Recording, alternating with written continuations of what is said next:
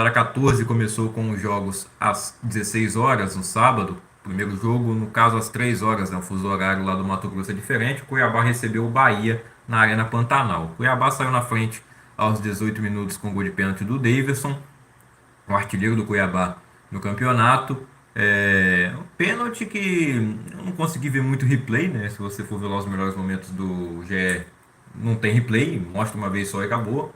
E como é o Cuiabá e o Bahia, né, não vai repercutir muito se teve erro ou não, se foi pênalti ou não foi. Também não vi muita reclamação. O jogo do Vasco, ao mesmo tempo, eu não acompanhei esse jogo ao vivo, claro. E aí, depois o Alain Pereu acabou fazendo gol contra no segundo tempo, dando um empate, né, ao Bahia. Cuiabá teve um pouco mais de finalizações, né, jogando em casa, finalizações no gol também, obrigando o Marcos Felipe a defender. O Bahia teve mais posse de bola. O Bahia ainda tem, né, na quarta-feira o jogo contra o Grêmio pela Copa do Brasil. Então, está dividindo as atenções. O Cuiabá só joga o Campeonato Brasileiro. E, inclusive, está na frente do Bahia nesse momento. Seria essencial, né? Mais uma vitória em casa. Ele que conseguiu sua primeira vitória só na última rodada contra o Santos. Ganhou muito bem, inclusive, de 3-0. Agora poderia ter saído com a vitória, mas num gol contra ali o Bahia conseguiu levar um ponto para Salvador. No mesmo horário teve Vasco e Cruzeiro. O Cruzeiro ganhou de 1-0. O gol saiu no finzinho do tempo. Incrível como o Vasco toma gol no final do primeiro tempo, né? Mais uma partida sem treinador.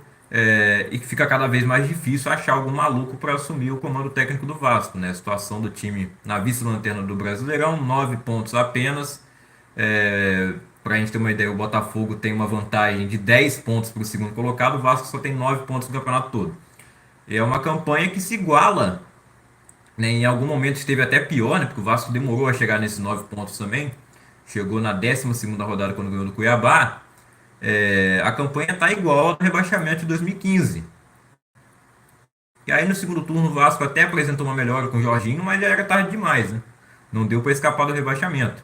E ainda por cima saem notícias, né, matérias sobre a 777, que é a empresa que comprou a SAF do Vasco, dizendo sobre outros times que eles são donos, né? O Hertha Berlim da Alemanha, que inclusive foi rebaixado na última temporada.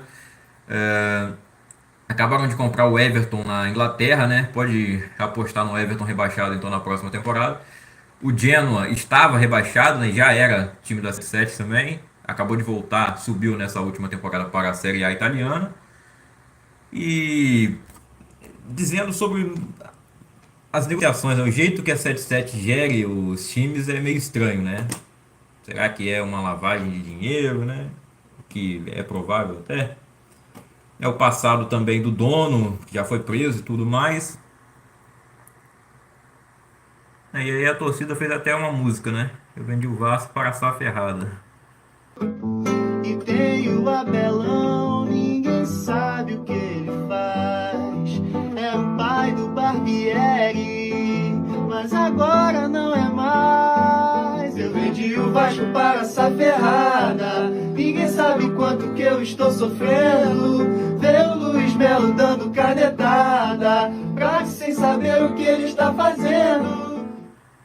O Vasco, um dos times que mais gastou nessa janela do início do ano, né? Montou um time praticamente novo. E o Botafogo gastou bem menos, está na liderança. E o Vasco na vice-lanterna, com a mesma pontuação do Lanterna, inclusive. Tendo marcado menos gols, só que sofreu menos também. Então no saldo fica um pouco melhor, mas está numa situação completamente péssima. E o América, você entende um pouco mais ele tá ali nessa situação, porque ele está jogando duas competições. É o América que jogou às 6h30 no sábado e perdeu de 3-1 para o Coritiba. Coritiba consegue sua segunda vitória no Campeonato Brasileiro, tinha ganhado na segunda-feira fora de casa do Goiás e agora vence a primeira no Couto Pereira por 3-1. Inclusive tinha empatado com o Vasco lá também, né, lá no começo. E de virada a vitória do Coritiba, né? O América saiu na frente com o gol do Juninho, né? Que jogador. Fez o gol também na ida da Copa do Brasil contra o Corinthians. Aí o Aleph Manga fez de pênalti, o Robson virou o jogo pro Coritiba ainda no finalzinho do primeiro tempo. E lá no finzinho do jogo, o Vitor Luiz sacramentou a vitória do Coxa. Depois da saída do Antônio Carlos Zago, ganha os dois jogos, né? Ele que jogou tudo do ventilador ali ainda achava que ia ficar, embora eu tenha falado, se a diretoria me mandar embora agora, eu vou entender, né? Mas o time, que segundo ele não servia, né, ganha 2 jogos em sequência, apesar dos adversários também serem do mesmo nível, né? E o América está jogando ainda a Copa do Brasil e a Sul-Americana. E no ano passado também teve essa dificuldade, né? Só melhorou no Campeonato Brasileiro depois que saiu das outras competições de mata-mata. No ano passado, inclusive, o América não jogou a Sul-Americana, jogou a Libertadores, né? Depois caiu para a Sul-Americana. Num jogo aí que valia o emprego do Vanderlei Luxemburgo, ele conseguiu uma vitória para cima do Atlético Mineiro do Filipão, que ainda não conseguiu vencer, né, no comando do Luiz Felipe Scolari. 1-0 para o Corinthians, a lei do ex, como sempre, aparece. Roger Guedes faz o gol da vitória, a assistência do Yuri Alberto, né? Tem várias pessoas falam, né, que o Roger Guedes não toca a bola para o Yuri Alberto, mas o Yuri Alberto tocou para o Roger Guedes. E o Guedes fez o gol. O Corinthians foi bem, o Atlético também não foi tão mal, além do Filipão, que estava suspenso, né? Então eu achei até que a primeira vitória do Galo viria, né, com o Filipão sem ele estar presente. Mas não.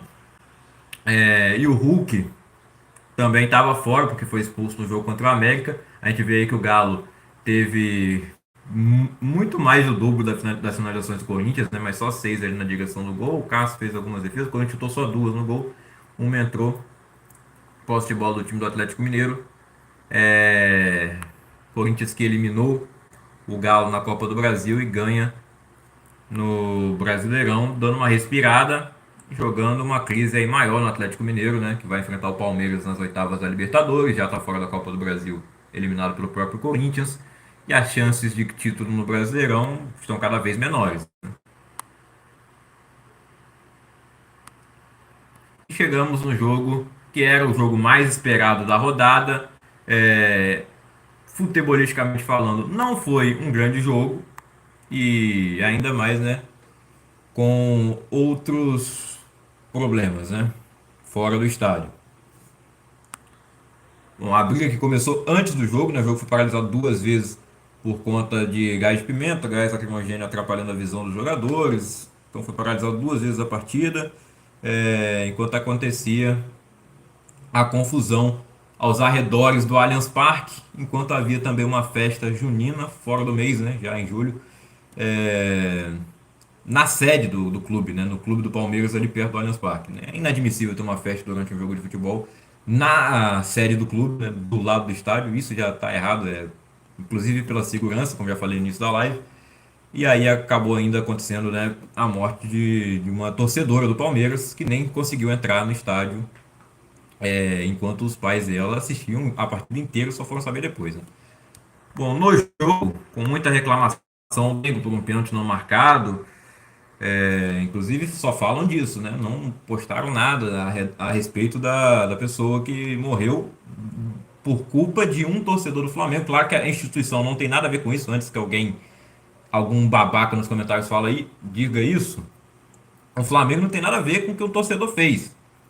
Mas deveria se manifestar assim, né? Não, prefere lá ficar instigando a briga com o Palmeiras. O que isso entra na mente de um cabeça fraca desse, né? Que vai lá fazer isso. E a diretoria do Palmeiras também, né? As duas diretorias ficam se provocando o tempo inteiro.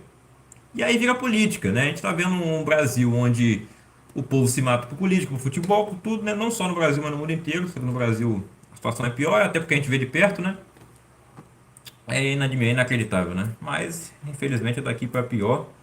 Mas o futebol tem que tentar fazer alguma coisa para, né, um lugar que era para as pessoas se divertirem, né? Isso é o certo, mas não é o que acontece, né? Se não se divertir, é porque o time perdeu, é porque não é para chegar nesse ponto, né? Mas vamos falar do jogo aí, toda força aí para a família da Gabriela, né? Que foi, infelizmente morreu. O Palmeiras então saiu na frente com o gol do Dudu. O Dudu que vinha jogando mal nas últimas partidas, né? Mas fez um bom jogo, marcou o gol ali no lance que a bola foi na trave, o goleiro defendeu e sobrou pro Dudu fazer o gol. E aí lá no segundo tempo o Flamengo empatou com a Arrascaeta, né? Numa boa jogada do Everton Ribeiro. Os dois começaram no banco de reservas, o Flamengo pensando no jogo contra o Atlético Paranaense, né? O São Paulo pensando no jogo com o Furacão na Copa do Brasil. O Palmeiras também pensando, claro, no jogo contra o São Paulo, né? Até porque ele saiu atrás no placar, né? Perdeu de 1-0. O Flamengo ainda ganhou o primeiro jogo, mas vai ser muito difícil a volta lá na Arena da Baixada, né? E espero que o policiamento seja reforçado nos dois casos, né? Apesar do São Paulo não poder ir com torcida pro Allianz, né? Mesmo assim, do lado de fora não vai poder entrar no estádio, mas do lado de fora tudo acontece, né? E até porque os times são vizinhos, né? Os estádios são muito próximos, os CTs é um do lado do outro. Então, e a rivalidade é ainda maior, né? Apesar de nos últimos anos Palmeiras e Flamengo estarem com uma rivalidade que parece que eles são do mesmo estado, né? São da mesma região e são os grandes times do futebol sul-americano nos últimos 5 anos. Né? Estão conquistando praticamente tudo. Se a gente for pegar os últimos campeonatos brasileiros, né? Desde 2018 para cá, Palmeiras ganhou 2 vezes, Flamengo ganhou 2 vezes, só o Atlético Mineiro que entrou no meio em 2021. O Flamengo teve chances desperdiçadas, né, no contra-ataque ali puxado pelo Everton Ribeiro, que o Bruno Henrique e o Pedro ficaram sem saber quem ia fazer o quê. O Everton Cebolinha perdeu um gol incrível. E aí teve a polêmica do pênalti que eu falei, né, no Everton Ribeiro. Eu não acho que tenha sido.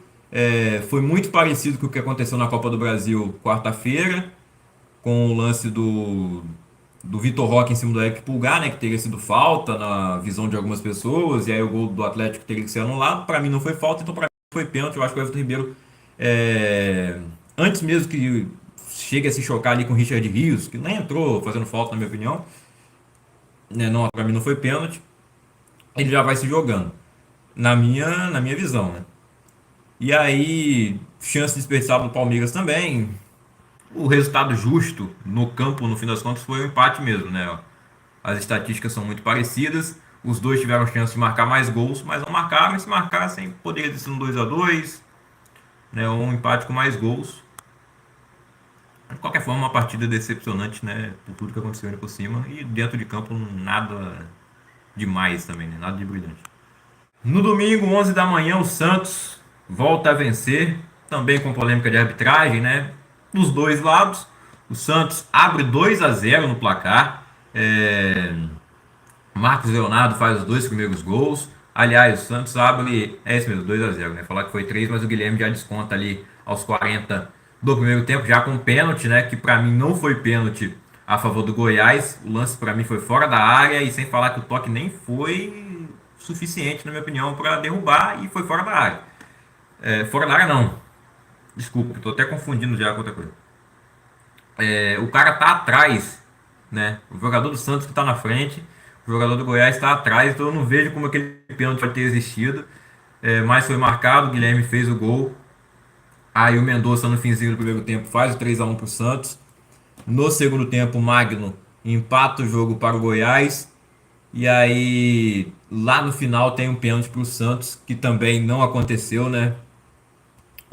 Uma dividida normal de jogo ali.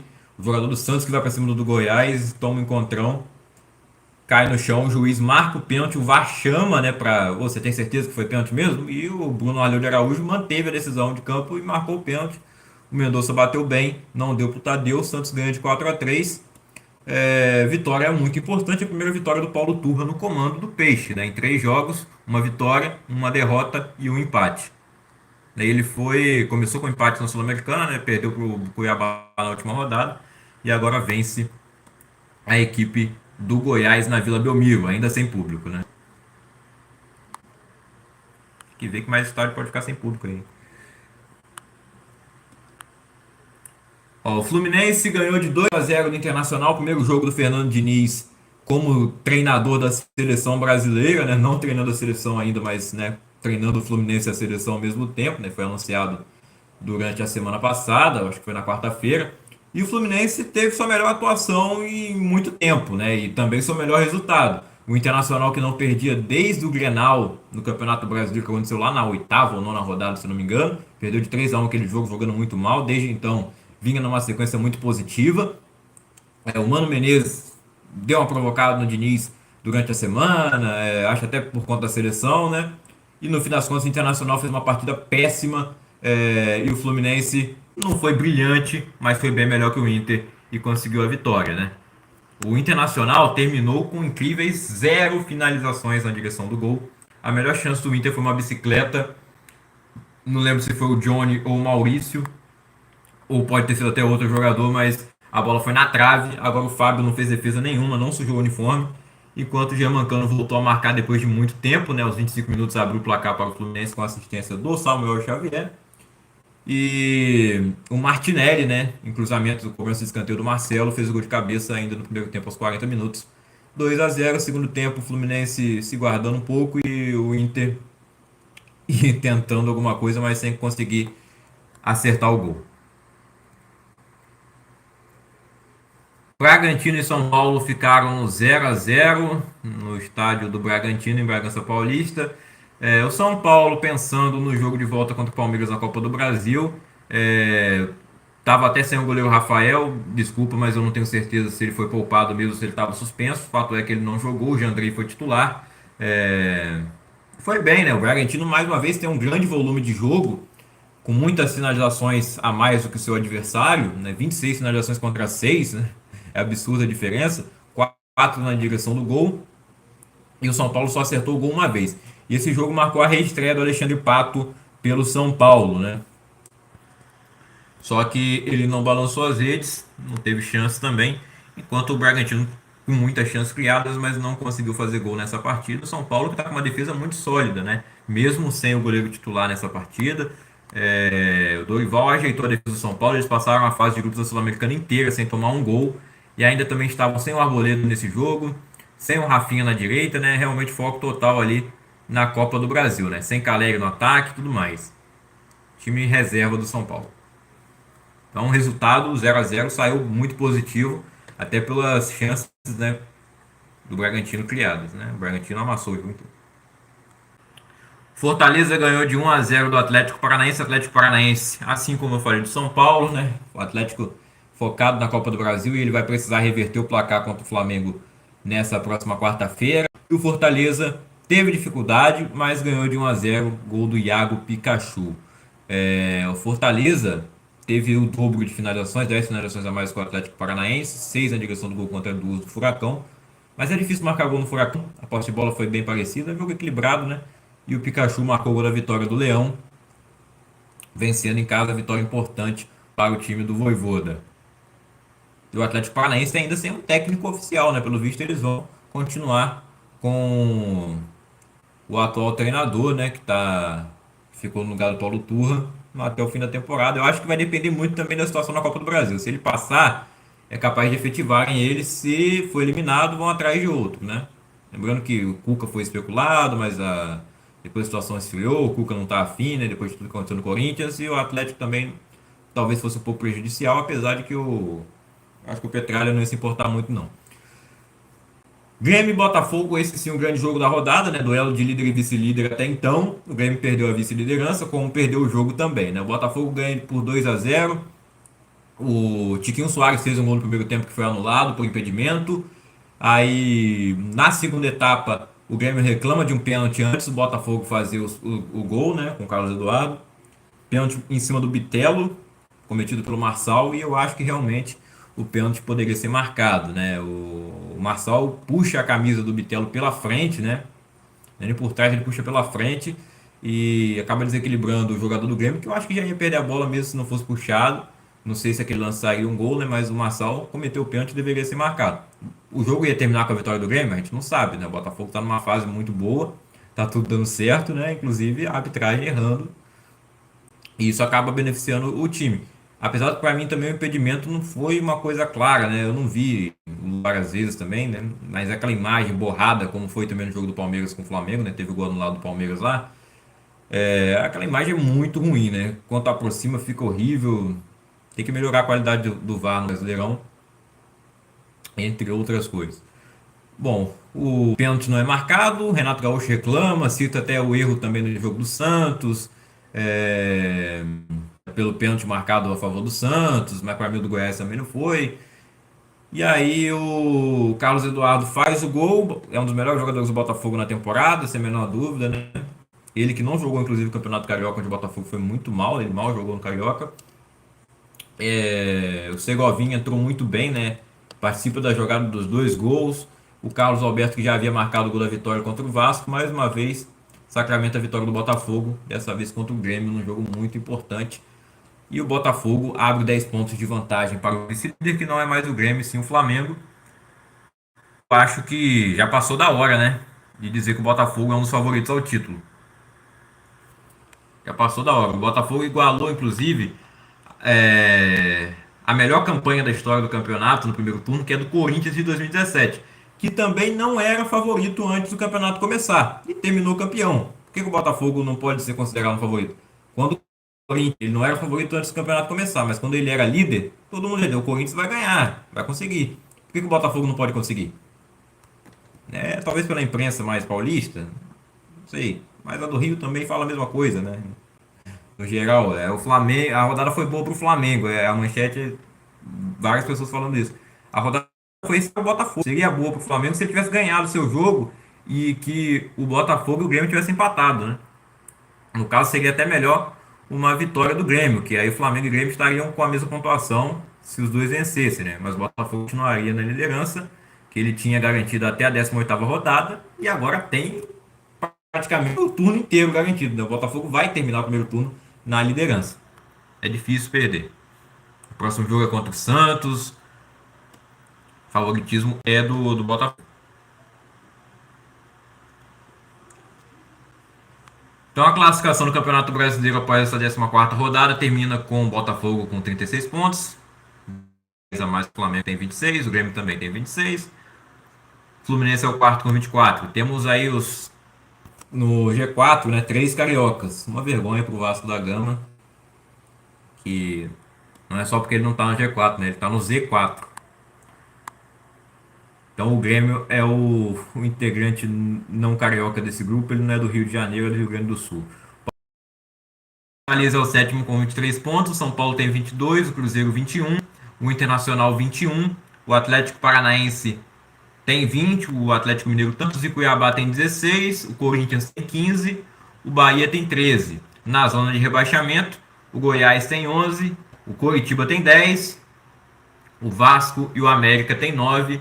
O América tem a pior defesa do campeonato, com 32 gols sofridos. O Vasco tem o pior ataque, com apenas 11 gols marcados. E o Vasco ainda não conseguiu marcar em casa nesse campeonato, né? Ele marcou quando mandou o jogo no Maracanã, quando mandou o jogo lá no estádio da Portuguesa, né, no Luso Brasileiro. Mas em São Januário o Vasco não consegue sequer fazer gol. É inacreditável, né? A artilharia do campeonato segue com ele. Tico Soares, 10 gols. Poderia ter feito 11 agora, mas o gol foi anulado por impedimento. Vitor Roque tem 7. Hulk tem 6. Roger Guedes, 6. Eduardo Sacha também tem 6. Nas assistências, o Gerson tem 6. O Pavão, 4. Lucas Evangelista, 4. Tiquinho Soares, 4. E aí vários jogadores com 3, né? Breno Lopes, Carlos Eduardo, Dudu, Cebolinha, né? E por aí vai.